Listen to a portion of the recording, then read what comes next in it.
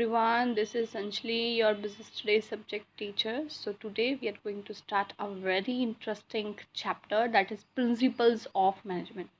It is not only interesting, it is a very important chapter on the point of view of CBC board exam paper. So let's get started. So first of all, we will discuss what is a principle of management. What is the meaning of principles? Principles, basically these are the rules, you can say fundamental statements, you can say these are the concepts जो कि हमें guidance provide करते हैं कि how we can manage the things. So here the management is planning, organizing, staffing, directing, controlling, and principle means the basic rules, the basic guidelines. So अगर हम इसको join कर दें तो ये बेसिकली एक डेफिनेशन ऐसी बन जाएगी कि जो रूल्स, जो गाइडलाइंस हमें काम को मैनेज करने में, प्लानिंग करने में, ऑर्गेनाइजिंग करने में, स्टाफिंग करने में या डायरेक्टिंग करने में या कंट्रोलिंग करने में हमें हेल्प करेगी, उसको हम बोलते हैं principles of management. This video is about the scientific principles of management which are given by the F.W. Taylor. So let's move to the scientific principles. So as we all know, there are 4 principles which are given by the scientific manager, that is F.W. Taylor. So here the first is science not rule of thumb, which means we should follow the logics, we should take the scientific decision, we should not be based on the rule of thumb. Rule of thumb means dictatorship. You can say कि हमने सोचा है कि इस बार हमने ये decision लिया तो हम अड़ गए कि हमने यही वाला काम करना है, तो डिक्टेटरशिप यहाँ पर मैनेजर के द्वारा कहीं पर भी नहीं होना चाहिए. हमें ऐसा भी नहीं कि हम हिट एंड ट्रायल मेथड लगा रहे हैं, हिट एंड मिस मेथड लगा रहे हैं, तीर तुक्का लगाकर काम कर रहे हैं और एस्टिमेशन के साथ काम कर रहे हैं. No, it should not be like that. Our decisions should be based on the scientifically. For that purpose we can do the studies. Okay, तो हम उसके लिए स्टडीज़ भी कंडक्ट कर सकते हैं. तो इसीलिए इसमें बोला गया है science not rule of thumb में कि जो टेलर इंसिस्ट करता है कि हर एक काम को प्रॉपर मीन्स यहाँ पर साइंटिफिक इंक्वायरी कर करके, इन्वेस्टिगेशन कर करके, लॉजिकली. और यहाँ पर ऐसा नहीं कि आप इंट्यूशन मीन्स एस्टिमेशन बेस्ड चल रहे हैं, ऐसा भी नहीं कि आप एक्सपीरियंस को देखकर चल रहे हैं कि मैं लास्ट टाइम मैंने ये अप्लाई किया था तो वो सक्सेसफुल हुआ था, अब भी ये हो जाएगा. तो ऐसा पॉसिबल नहीं है, सिचुएशन वेरी करती रहती हैं. और ऐसा भी नहीं कि आप तीर तुक्का लगाकर अपना सारा काम, ये सारे डिसीजंस ले रहे हैं. तो ये science not rule of thumb कहता है कि आप डिक्टेटरशिप नहीं देखेंगे, आप साइंटिफिक डिसीजन लेंगे, हर एक चीज़ का प्रॉपर स्टडी करेंगे. स्टडी करने के बाद देखेंगे कि अगर ये कारण है तो उसका ये इफेक्ट पड़ेगा अगर हम ये वाला रूल अप्लाई करें. So this is about science not rule of thumb. Here example you can see everything should be selected scientifically by performing the time study in the organization, then the day's target should be fixed. तो इसमें example में यही लिखा है कि proper time study करनी चाहिए, proper work study करनी चाहिए, प्रॉपर फटीक स्टडी करनी चाहिए. उसी के बेसिस पर एक टारगेट कैसे अचीव होगा. यू कैन से कि जो पर्सन्स हैं उनको रेस्ट इंटरवल कब मिलेंगे, तो उसके अकॉर्डिंग ही सारा काम होना चाहिए. तो proper studies must be involve in this point, that is science not rule of thumb. Generally in case studies you will see hit and miss methods. Generally वो ये बोलता है कि हम हिट एंड मिस मेथड नहीं लगाएंगे, हम क्या करेंगे, साइंटिफिक इंक्वायरी करेंगे, साइंटिफिक डिसीजंस. समटाइम्स ये साइंटिफिक डिसीजन वर्ड आता है केस स्टडीज़ में, तो आप उसे आइडेंटिफाई कर लेंगे कि वो क्या बोलना चाहता है science not rule of thumb के बारे में, right. So this is our first principle which is given by the F.W. Taylor. Okay, so let's move to next point. Our next principle is harmony not discord. Harmony का मतलब होता है कि जो workers हैं या मैनेजमेंट है उनके बीच में आपस में म्यूचुअल कॉपरेशन रहे, मिलजुल कर रहे. Not discord. Discord means there should not be disputes. So harmony not Discord कहता है कि जो वर्कर्स है या यू कैन से मैनेजमेंट ग्रुप है, ये दो ग्रुप्स ही हैं जो बहुत इम्पॉर्टेंट ग्रुप्स हैं। इन दोनों ही ग्रुप्स में काम करवाने वाले और काम करने वाले, यू कैन से एम्प्लॉयर और एम्प्लॉयज़, दोनों के बीच में यू कैन से इनकी जो थिंकिंग है वो पॉजिटिव थिंकिंग होनी चाहिए टूवर्ड्स ईच अदर।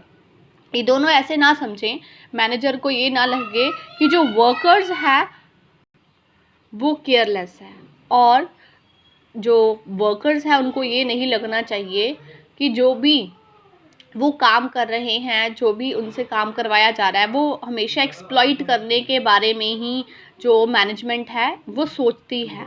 तो ऐसे उनकी थिंकिंग में दो पॉइंट्स है इसमें। वर्कर्स को ऐसा जनरली लगता है कि मैनेजर हमेशा उसको एक्सप्लॉइट करने की कोशिश कर रहा है, और जो मैनेजर है उसको ऐसा लगता है कि जो वर्कर्स हैं वो हमेशा लेज़ी रहते हैं, केयरलेसनेस है, उनको काम करने का जज्बा नहीं है, they are not showing their dedication. तो इस तरीके से दोनों का नेगेटिव एटीट्यूड नहीं होना चाहिए। तो हार्मनी नॉट डिस्कॉर्ड कहता है कि दोनों के जो यू कैन से कि क्लास कन्फ्लिक्ट्स नहीं होने चाहिए, दोनों की एक दूसरे के टूवर्ड्स क्या होना चाहिए, पॉजिटिव थिंकिंग होनी चाहिए, पॉजिटिव एटीट्यूड होना चाहिए कि हम दोनों मिलकर काम करेंगे। तो ये है पॉजिटिव एटीट्यूड, मीन्स आपस में मिलकर इंटीग्रिटी होनी चाहिए। So this is principle harmony not discord, and this insisting on one new concept that is a mental revolution. ये अगर ये सोच रहे हैं कि दोनों का एक दूसरे के खिलाफ खुंदस नहीं होनी चाहिए, तो ऑब्वियसली ये एक मेंटल, यू कैन से मेंटली ब्रेन में चेंजेस लेकर आने की कोशिश कर रहे हैं। तो जिससे क्या होगा, जो मैनेजर है और वर्कर्स है उनका एक दूसरे के अगेंस्ट एटीट्यूड और आउटलुक चेंज हो जाएगा, and they will develop a positive thinking. So this is about harmony not Discord.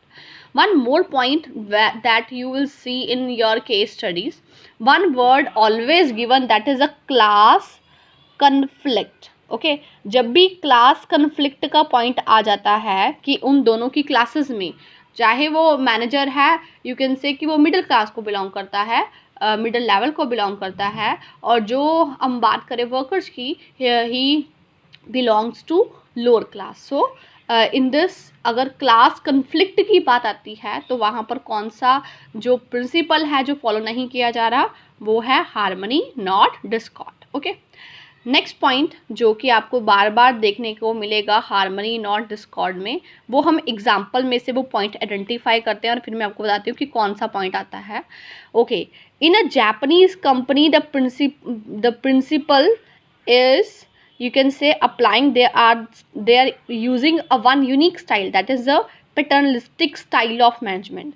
तो समटाइम्स केस स्टडी में सीधा ही गिवन होता है कि आप बताइए ऐसा प्रिंसिपल जहाँ पर जो कि जापानीज कंपनी में फॉलो किया जा रहा है और वो एक paternalistic style of management follow कर रहे हैं. First of all we will study what is paternalistic style of management. Paternalistic मतलब this is concerned with the parents.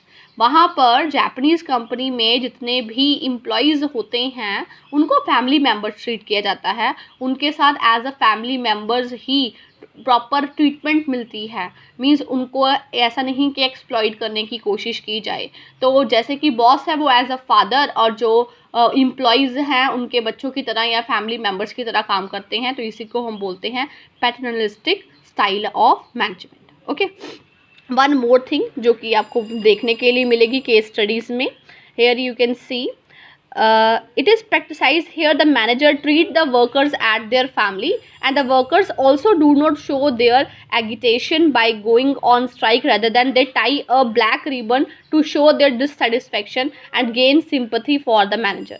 Very important point, you have to underline this point, and you have to, if you are not using this book, then you have to just write down in your book as well. Okay, so in this point you can say that Japanese companies में workers हैं और management है, दोनों में family members की तरह relations होते हैं. Secondly, क्या करते हैं, वो कभी भी स्ट्राइक्स पर नहीं जाते. स्ट्राइक्स पर क्यों जाएंगे, जब उनको फैमिली मेम्बर्स की तरह ट्रीट किया जा रहा है तो वो स्ट्राइक्स पर कभी भी नहीं जाते. जब भी उन्होंने डिससेटिस्फेक्शन शो करनी हो कि we are not satisfied from your you can say guidelines, from your instructions, from your orders, at that time वो क्या करते हैं, वो बेसिकली ब्लैक रिबन डाल देते हैं, जिससे वो मैनेजर्स को पता चल जाता है कि ये डिससेटिस्फाइड हो गए और उनकी प्रॉब्लम को सॉल्व करने की कोशिश की जाती है।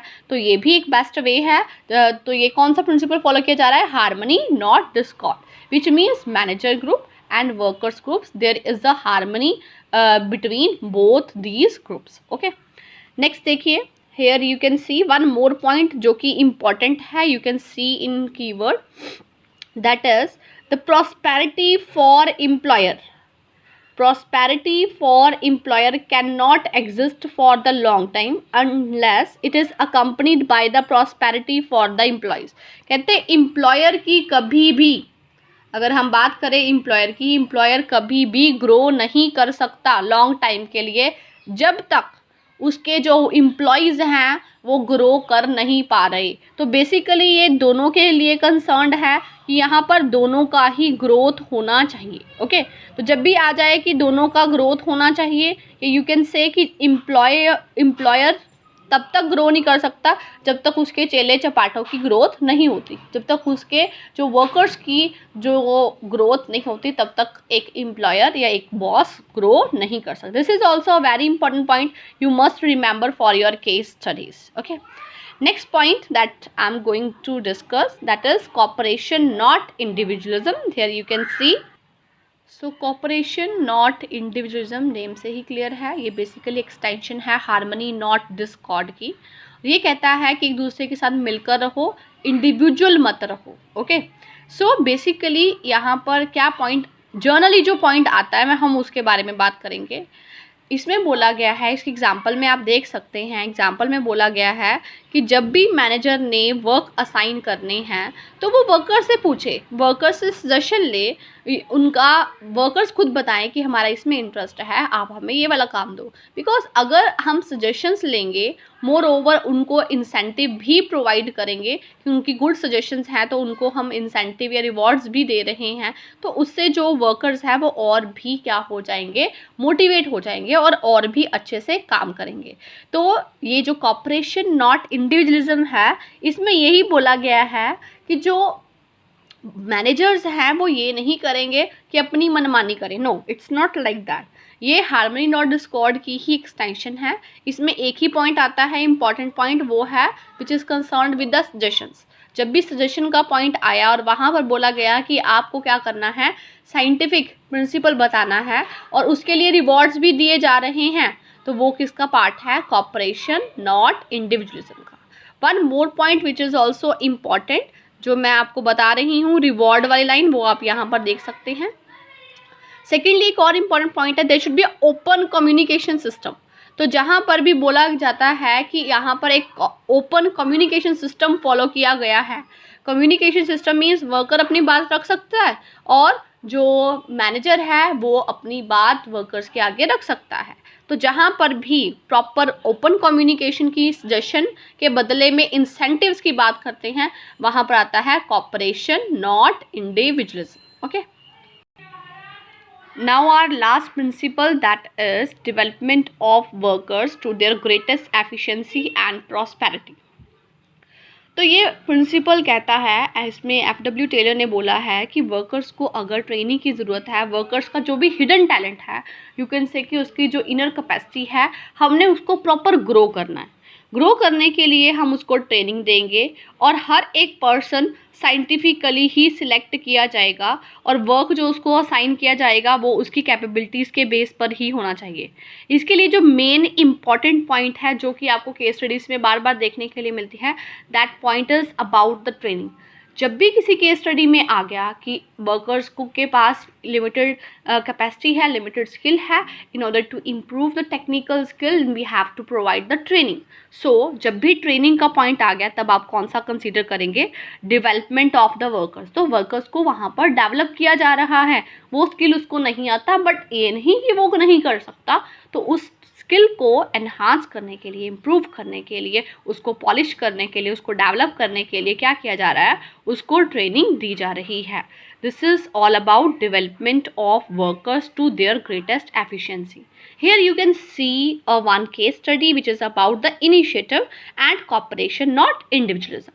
So in this case study, we will identify it where the basically they are talking about initiative or where they are talking about cooperation, not individualism. Actually initiative is also about the suggestions. तो हम दोनों में differentiation क्या है हम उसके बारे में रीड करेंगे. Okay, initiative concept is given by the you can say कि Henri Fayol who is the father of the management, and cooperation, not individualism. These are quite similar to each other, but it is given by the F.W. Taylor. So here the case study is the principles of Taylor and Fuel are mutually complementary. बिल्कुल एक दूसरे के लिए complementary है, एक दूसरे के place पर use किए जा सकते हैं. एक believe करता है कि management should not close its ears to constructive suggestions made by the employees. कहते हैं एक ये बिलीव करता है कि मैनेजमेंट को कभी भी अपने कान बंद नहीं करने चाहिए. अगर कोई सजेशन दे रहा है, कंस्ट्रक्टिव सजेशन एम्प्लॉयज दे रहे हैं तो उसको सुनना चाहिए.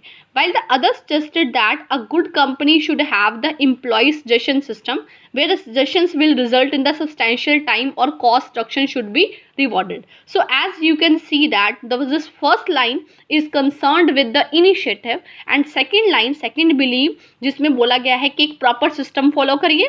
सिस्टम फॉलो करने के बाद अगर आपका टाइम या कॉस्ट रिड्यूस होता है, आपको फ़ायदा होता है, तो उसको रिवॉर्ड भी करना चाहिए. तो जो रिवॉर्ड से कंसर्न्ड है, एक प्रॉपर सिस्टम से कंसर्न्ड है, that is about the cooperation, not individualism. And जो सिर्फ सिंपल बोल रहा है कि we should not close our ears, तो सिर्फ एक सजेशन के बारे में बोल रहा है कि एम्प्लॉयज़ को सजेशन देने का हक है. They are not talking about the reward. That is about the initiative principle which is given by the Henry Fayol. Okay. So all these are the principles which are concerned with the scientific management. Let's do some case studies also so that you will have more clarity about these concepts. Here you can see another case study. The top level management of ABC Limited organized the regular training session of their employees, and even during selection process they make sure only capable and competent person join their organization. So here they are talking about the regular training. तो मैंने आपको simple सा point बोला कि अगर training का session के बारे में बोल दिया गया तो वहाँ पर कौन सा प्रिंसिपल आएगा, principle of development of each and every person और you can say workers to their greatest efficiency and prosperity. Next case study you can see Rohan is desirous of the setting up a small factory to manufacture packing materials. He planned to use the logical approach and take every decision with a fact and figure with a proper reasoning rather than relying on hit and miss method. So basically they are talking about the scientific decisions because they are using the word that is a logical approach, facts and figures. Okay, so proper reasoning, proper reason को find करते हुए cause क्या है उसका effect check करते हुए वो देखना चाहता है. So here the principle which is following here science not rule of thumb. This is all about the scientific principles of management. I hope I am clear with all the case studies. Thanks for watching video. Stay home, stay safe. Bye bye.